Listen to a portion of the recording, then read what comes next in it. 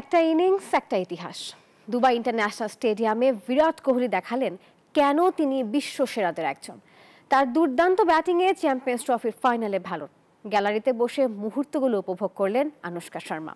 Match শেষে camera এড়িয়ে গেলেও উচ্ছ্বাস চাপিয়ে রাখতে পারেননি বলিউড অভিনেতা বিবেক ওবেরয়।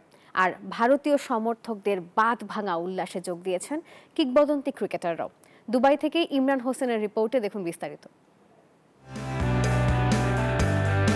দুবাই স্টেডিয়াম সেজেছিল নীল জার্সির উচ্ছ্বাসে, যেখানে মেতেছে হাজারো ভারতীয় সমর্থক। 22 গজে বিরাট কোহলির ব্যাটিং শৈলী, গ্যালারিতে আবেগের বিস্ফোরণ। গ্যালারির সবচেয়ে স্পেশাল অতিথি আনুশকা শর্মা। প্রতিটি বাউন্ডারিতে হাততালি, ছক্কায় উচ্ছ্বাস। মনে হচ্ছিল বিরাট নন, তিনি নিজেই খেলছেন ম্যাচটা।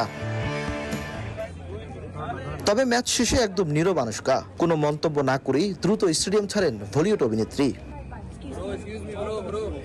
কিন্তু ম্যাচ শেষে আবেগ ধরে রাখতে পারেননি বলিউড অভিনেতা বিবেক। ভারতীয় সমর্থকদের সঙ্গে সেলফি উদযাপন আর ভালোবাসা সিক্ত করলেন বাংলাদেশের ক্রিকেট ভক্তদেরও। আমি তোমাকে ভালোবাসি। It's a sport. It's not about avenging or war or fighting. It's about friendship and brotherhood and sportsman spirit. And they're very proud of both teams that played. But being Indian, I'm super proud that my country won. 2017 সালে favourite হয়ে ফাইনালে পাকিস্তানের কাছে হেরেছিল ভারত। এবার সেই দুঃখ মুছতে ফাইনালের আগে একটাই মন্ত্র, জিততেই হবে। तोड़ा है ऑस्ट्रेलिया का घमंड आज हमने।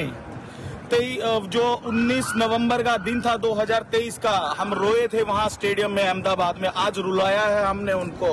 Yeah, I believe Rohit Sharma is the best cricketer ever. He has made the team united, played well. He starts with a push of the team and give them a bang on start, and he always try to make the team united. He is a team player and I always vouch on Rohit Sharma. একটা trophy, একটা স্বপ্ন, আর মাত্র এক match দূরে দাঁড়িয়ে team India. Imran Hossain, news 24, Dubai, আরব আমিরাত।